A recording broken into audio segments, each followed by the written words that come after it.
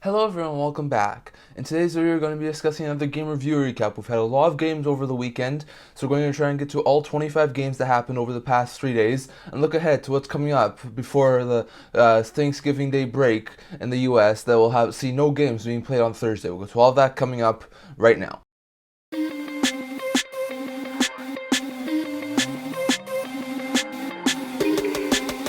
Hello everyone, welcome back to another video here at the Internet Talk channel. Before I get into this video, don't forget to like this video and subscribe down below. We are so close to 200 subscribers. Thank you for all of your support. I would never be able to do it without you guys. Don't forget to subscribe. But getting started with this video here today, we're going to do another game review recap video. We had 13 games be played on Saturday. We had 5 games we played on Sunday and 7 games we played on Monday. So we'll get to all of those game reviews and we'll look at see how the standings are, and we'll preview the games for Wednesday before the Thanksgiving Day break in the US. There's something that a lot of people think that teams will start to look at themselves, see how they're doing at the Thanksgiving Day break. So it'll be an interesting day to see how everyone's doing in the standings by Thursday, but we'll get to all the game review recaps to start here today from Saturday. So we'll start with the 13 games to play on Saturday. The first one was the third of the Sweden games being played on Saturday morning. We had the Senators taking on the Minnesota Wild, the Wild's first game in Sweden, the Senators' second, and it was the Senators who came out with a 2-1 shootout victory over the Minnesota Wild. It was a really good game. The Wild will open the scoring. Then this goal here from Erik Brannstrom, great pass from Anton Forsberg. Remember, all clips are credited to Sportsnet, but Forsberg was able to pass it to Brannstrom,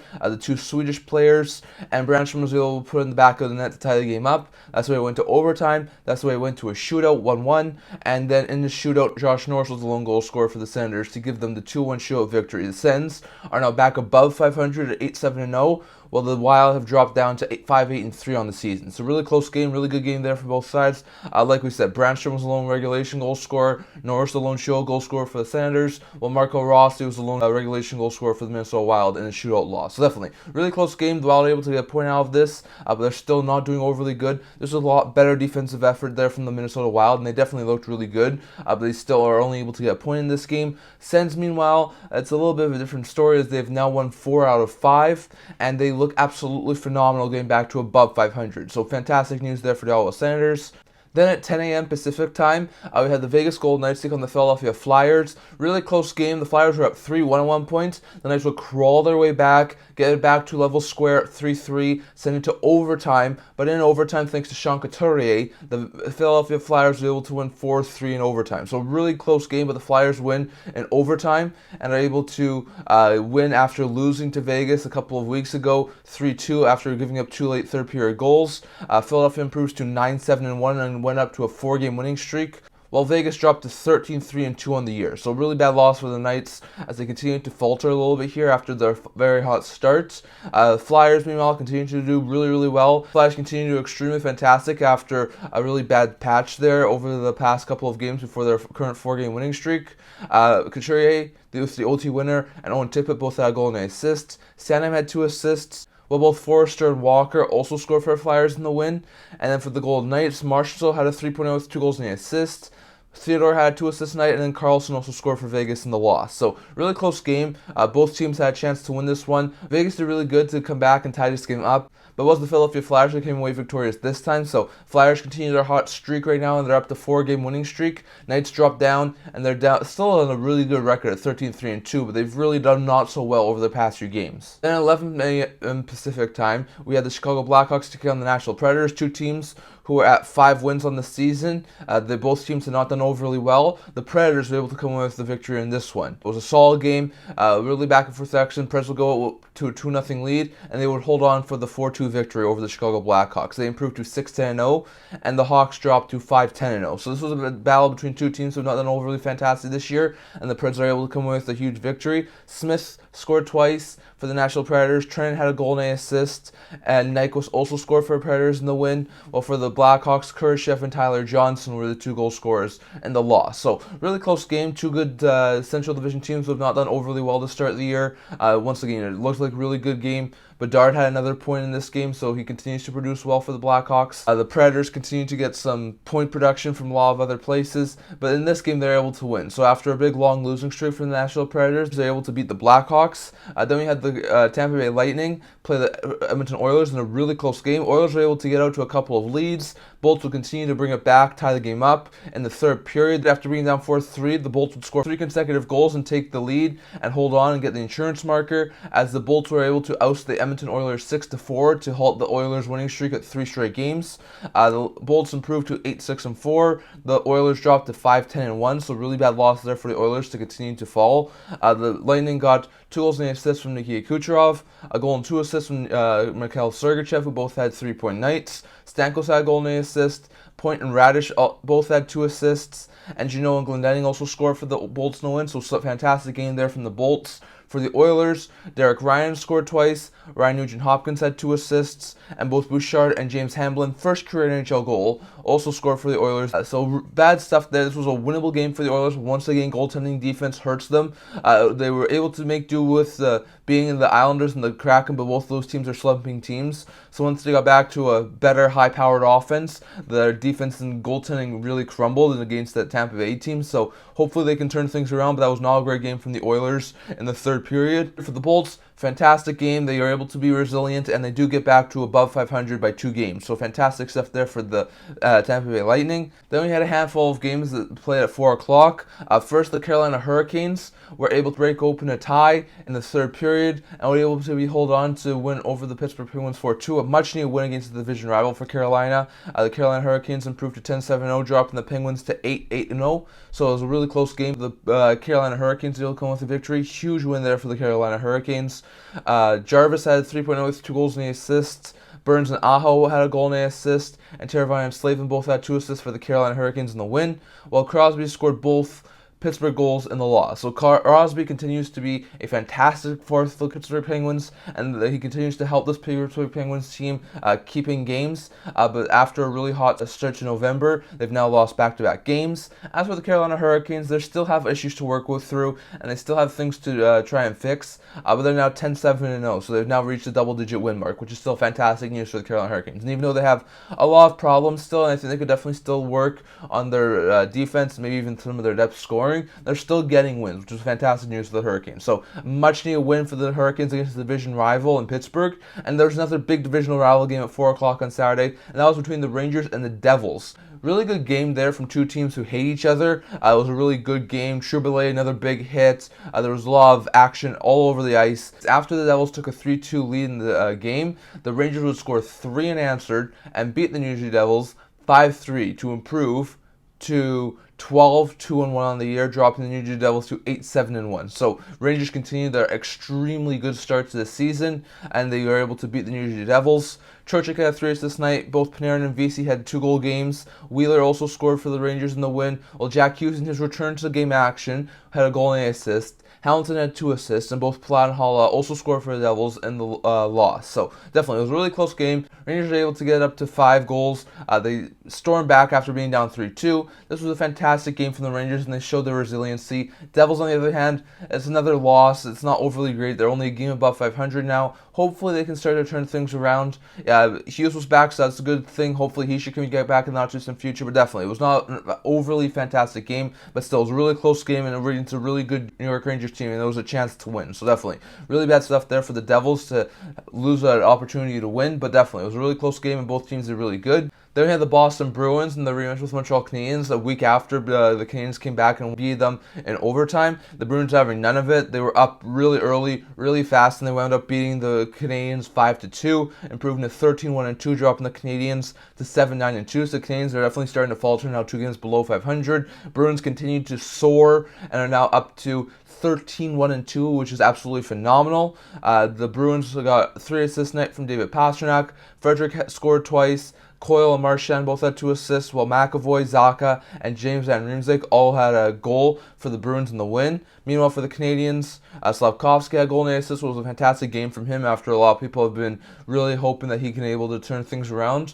after not having the best of starts to the season. Kovacevic also had another goal, I think in his 2nd straight game for the Canadiens. And it was a really good game for the Canadiens as they started to make it somewhat of a game later in the 3rd period, but it was way too little, way too late. The Bruins' start was absolutely phenomenal, and it was way too much for the Canadiens to overcome. So the Boston Bruins proved too much for the Canadiens to handle and improved to 13 wins on the season. Then you had the Winnipeg Jets take on the Arizona Coyotes, another really good, interesting game.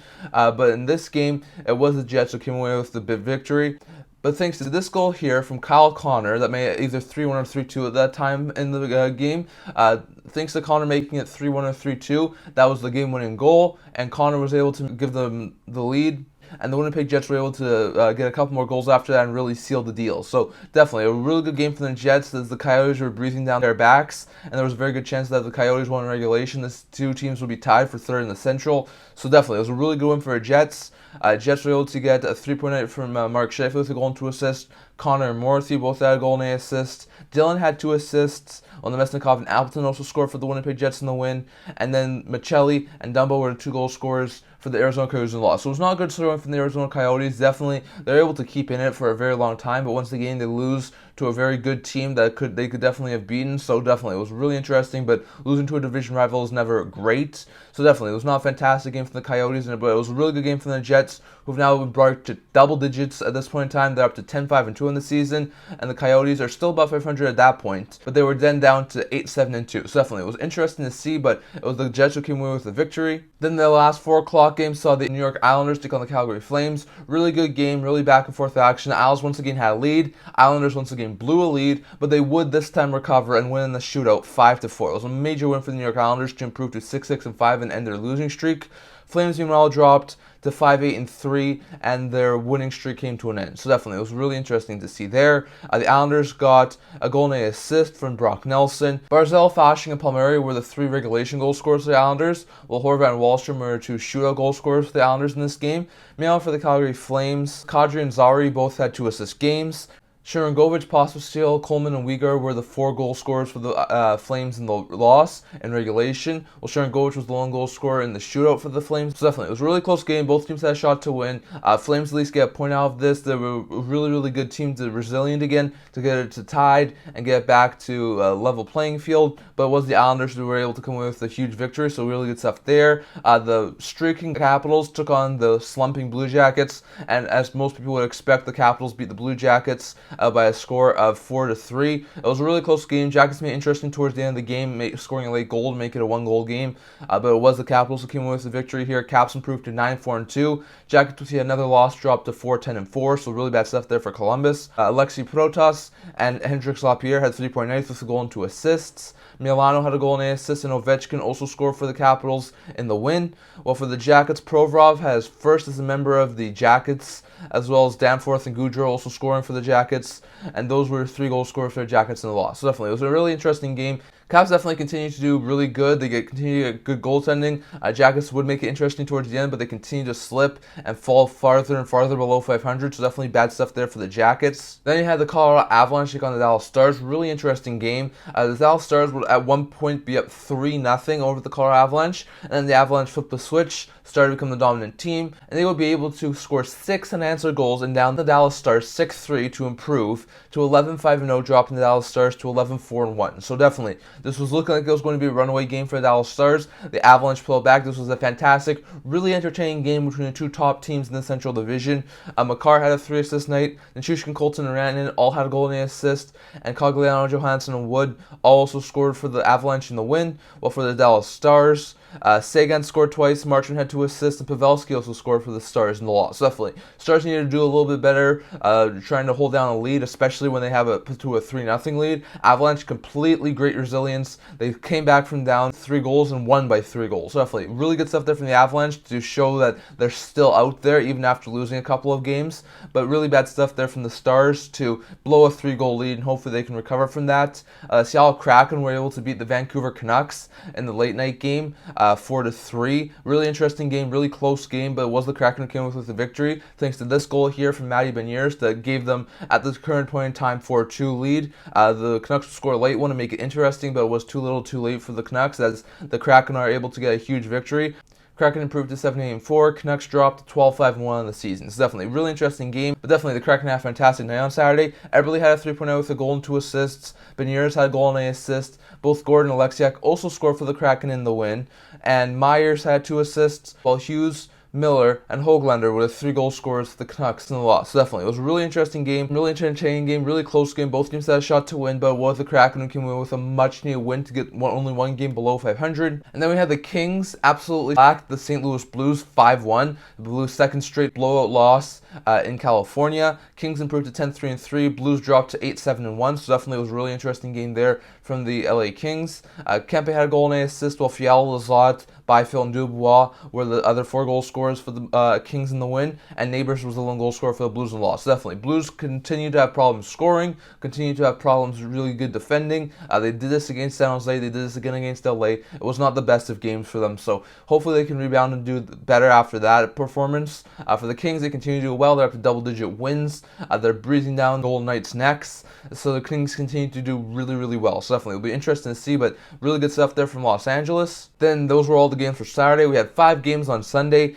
First, the Toronto Maple Leafs were able to beat the Minnesota Wild 4-3 in overtime in the final Global Series game. It was a really close game. Leafs were up 3-1. Wild were bringing it back to 3-3, but this goal here, as you can see, from William Nylander, was able to get the OT winner in his home country of Sweden to give the Maple Leafs a huge 4-3 OT victory. So the Wild lose both games in added time over in Sweden in the Global Series games. The Leafs were able to get 2 wins in the Global Series games. So definitely fantastic news for the Leafs. Not so great news for the Wild. Leafs improved to 10-5-2. Wild dropped down to 5-8-4. So definitely not the best of news for the Wild, who continue to slip a little bit, but good stuff from the Leafs to get back up to double-digit wins after a really rough patch a couple of games ago. The Leafs were able to get a 3-point night from Morgan Riley with a goal and 2 assists. Matthews and Nylander, the OT winner, had a goal and an assist. Marner had 2 assists, while Nyes also scored for the Leafs in the win. And then Zuccarello had a goal and an assist, and both Merrill and Middleton also scored for the Wild in the loss. So definitely, it was a really interesting game, good back and forth game. Leafs were able to get up to a 3-1 lead.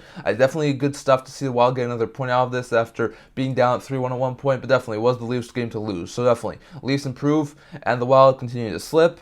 The Philadelphia Flyers, who brought a 4-game winning streak into their game against the Columbus Blue Jackets, who I think have lost like 7 or 8 in a row, lost again. The Jackets dropped down to the Philadelphia Flyers 5-2. Flyers are now up to a 5-game winning streak and have reached double-digit wins, while the Jackets have dropped another one and are down to 7 games below 500 at 4-11-4. For the Flyers, Paling had a 3-point with a goal and 2 assists. Farabee and York both had a goal and an assist. Walker had 2 assists, and Brink and Konechny also scored for the Flyers in the win, while Texier and Jenner were the 2 goal scorers for the Jackets in the loss. So Jackets have now lost 13 of 14 games. They are not looking overly good. They continue to slip farther and farther down the standings, and they're now down to 4-11-4. So something's got to go with the Jackets. They're not doing overly well. Something needs to change there. For the Philadelphia Flyers, after a really hot start, the really sour period got below 500, and now they're on a 5-game winning streak, and they're up to 3 games above 500. So definitely, I think this is going to be something that the Flyers probably do. They should be able to keep competitive all season long. Tortorella's a really good coach for keeping teams competitive, but I think eventually this team is going to start falling. They're having a really good stretch here right now, but they had a really good stretch at the beginning of the season, and they started to falter a little bit. So I think we'll probably see that again. But for now, Philadelphia looks really good. They're in a playoff spot. They're up to 21 points. Definitely good stuff there for Philadelphia. Then we had the Pittsburgh Penguins shut out the Vegas Golden Knights 3-0. Penguins had a fantastic game to improve to 9-0, and Nedeljkovic definitely a fantastic game to shut down the Golden Knights offense. Knights dropped to 13-4-2 after back-to-back losses against the Pennsylvania teams. Graves, Malkin, and Chari were the 3 goal scorers for the Penguins in the win, and Nedeljkovic stopped all 33 shots he faced in the shutout. So definitely a really interesting game, but the Penguins were able to improve to 9-0, keep pace in the Metropolitan Division. Knights have given themselves a big enough cushion that they can lose a couple games here and there, but they've really got to figure out a way to start winning more games. I think their only wins in the last 5 or 6 games are against the Sharks and the Canadiens, which is not overly fantastic, so hopefully they can start turning things around. The Buffalo Sabres was openly scoring 5 minutes into the period and never looked back, never trailed in this game, as the Sabres were able to win 3-2 over the Chicago Blackhawks and improved to only 1 game below 500 at 8-9-1, while the Hawks dropped down to 5-11-0. So a really good game there. Dahlin was all over the place, having a 3-point night with a goal and 2 assists. Peterka had 2 assists, and both Skinner and Eric Johnson also scored for our Sabres in the win. While for the Blackhawks, Kershiff had a goal and an assist, and Radish also scored in the loss. So definitely, it was a really interesting game. Hawks continue to do really well, even in the losing effort. They continue to be really competitive. The Sabres, that was a huge win. They needed that one. They're still below 500 right now, so hopefully they are able to get above 500 by a 20-game mark. So it'll be interesting to see, but definitely really good stuff there from the Sabres. Then we had the St. Louis Blues take on the Anaheim Ducks in the nightcap game on Sunday. The Blues were able to win 3-1, avoiding losing all 3 games in California to improve to 9-7-1, dropping the Ducks to 9-9-0. Toropchenko, Neighbors, and Buchnevich were 3 goal scorers for the Blues in the win, while McTavish was the lone goal scorer for the Ducks in the loss. So definitely really interesting game. Huge win there for the Blues. Once again, their offense still not overly great, but they are able to squeak out the win thanks to some good goaltending defensive play from this team. So really good stuff there for the Blues. Then we go over to Monday's game action. Really interesting games there on Monday. The Panthers were able to, after being down multiple times, tie up the Oilers and then score 2 straight to give themselves the lead and the insurance marker, as the Florida Panthers beat the Edmonton Oilers 5-3 to improve to 12-5-1, dropping the Edmonton Oilers to 5-11-1. So definitely Oilers continue to have goaltending problems, while the Panthers continue their hot start to the season. Selin had 3.8 with a goal and 2 assists. Mikkola scored twice. Verhaeghe had a goal and an assist, and Bennett also scored for the Panthers in the win, while McDavid scored twice and Kane had a goal for the Oilers in the loss. So definitely, since the coaching change and Chris Knobloch came in for the Edmonton Oilers, the offense has done a lot better for the Edmonton Oilers. They're starting to get more depth scoring. They're starting to get more consistent scoring. They're scoring a lot more, but their goaltending is still a problem. They did well in their last game with Woodcroft. They did well in their first game with Knobloch. Since then, they have not really done overly well. So definitely, the Oilers still need to work on things defensively. Still need to have a better goaltending tandem than what they've been doing so far. But still, it's still early. They can still possibly get back. But they're now 6 games below 500, and we're nearing the Thanksgiving mark, which is not overly great. So definitely interesting to see there. We had a really entertaining game between the Bolts and the Bruins. It was back and forth, back and forth. Bruins were up 4-3 late. Bolts would score with only 4 seconds left to force overtime, and then thanks to a Brandon Hagel goal in overtime, the Bolts would get the OT victory 5-4. So a really interesting game there from the Bolts to win 5-4. They improved to 9-6-4, dropping the Bruins to 13-1-3 on the year. Bolts were able to get a goal and an assist from both Hagel, who had the OT winner, and Stamkos, while Paul Watson is first a member of the Bolts, and Jeannot were the other goal scorers for the Lightning in the win. Meanwhile, for the Bruins, Pastrnak got goal and assist, and Coyle, Zacha, and Beecher were the other goal scorers for the Bruins in the OT loss. So really good stuff there. Really entertaining game from these two teams who are definitely continuing to do really well. Really high scoring affair. Bolts almost didn't get a point in this game, but definitely the resiliency and able to get 2 points out of this game instead of none. So really good stuff there from the Bolts. A battle between 2 of the best teams in the NHL right now, in the Rangers and the Stars, had a really entertaining game. Rangers were able to get up to a 2-0 lead. Stars would score 6 unanswered to give themselves a 6-2 lead, wound up winning 6-3. So sort of opposite of what they did against the Avalanche, where they took a 3-0 lead and gave up 6 goals. So definitely really interesting game, but it was a huge win there for the Stars, as they improved to 12-4-1 on the year, dropping the Rangers to 12-3-1 in the year. So definitely interesting to see there. Hintz had a 3.8 with a goal and 2 assists. Pavelski, Marchand, and Sagan all had a goal and an assist. And Ben and Steele, first as a member of the Dallas Stars, also scored for the Stars in the win, while Trouba had 2 assists, and Trocheck, Goudreau, and Kakko were the 3 goal scorers in the Rangers' loss, as they dropped to 12-3-1 in the season. So definitely interesting stuff there. It was definitely a really good game for the Rangers to start, but the Stars would work their way back up, and they would eventually win this one. So a really interesting game, but huge win there for the Dallas Stars. Then the Avalanche were up 3-2 with just under a minute left in the game, but 2 late goals. One from Philip Forsberg, I think, to tie the game, and then this goal here from Yakov Trenin to win the game for the Nashville Predators. In a span of 20 seconds, this went from a Nashville Predators loss 3-2 to a Nashville Predators win 4-3. Preds would beat the Avalanche 4-3 to improve to 7-10-0 and shock the Avalanche, who dropped their record to 11-6-0. So definitely not fantastic news for the Avalanche. This was a winnable game. This was a game they should have won. So losing this game in regulation, even at that, was a horrible blow for the Avalanche. For the Preds, that's a huge win, and they're now up to back-to-back wins going into their next game. So definitely, that's really good stuff there for Nashville. Forsberg scored twice, Nyquist had 2 assists, and Trenin and Lazan also scored for the Preds in the win, while Makar had 3 assists, and Shushkin had a goal and an assist, and McKinnon had 2 assists, while Cogliano and Taves were the other 2 goal scorers for the Avalanche in the loss. So definitely, really interesting game between 2 really good Central Division teams, but the Preds were able to come away with an extremely late victory. The Los Angeles Kings were able to beat the Arizona Coyotes 4-1 after jumping out to an early 2-0 lead to improve to 11-3-3, dropping the Coyotes back down to 500 at 8-8-2. So definitely interesting to see there. Moore scored twice, Danault had a goal and an assist, and Kopitar also scored for the Kings in the win, while Marcelli was a lone goal scorer for the Coyotes in the loss. Definitely interesting game there. Coyotes kept it close, kept it interesting, but it was the Kings who came in with a huge 4-1 victory. Kings have really done really well against the Coyotes this year. And then we had two nightcap games. The Seattle Kraken would wind up blowing a 3-2 lead in the third period and lost 4-3 in overtime to the Calgary Flames. Interesting stat here. This isn't really a huge stat, but so far in the month of November, the Kraken are 4-1 against teams who are not playing in Alberta and are 0-2 against teams who have been played in Alberta. So definitely, it'll be interesting to see how good they can do, but they've definitely turned things around. They just can't beat teams in Alberta. Flames improved to 78-3 on the season, dropping the Kraken to 78-5 on the season. Anderson had 3.9 with a goal and 2 assists, including the OT winner. Huberdeau had a goal and an assist, and both Lindholm and Mangiapane also scored for the Flames. Meanwhile, Dunn had a goal and an assist, and Eberle and McCann also scored for the Kraken in the loss. So definitely, interesting game there, but definitely for the Kraken, they've blown so many leads this year. Even if it leads into OT loss, if they had won at least one of these games, they would be above 500 or at 500. So definitely really bad stuff there. But the Kraken fall to still one game below 500. Canucks, meanwhile, after a slow start, wound up being the San Jose Sharks 3-1. I don't think that's too much of a surprise.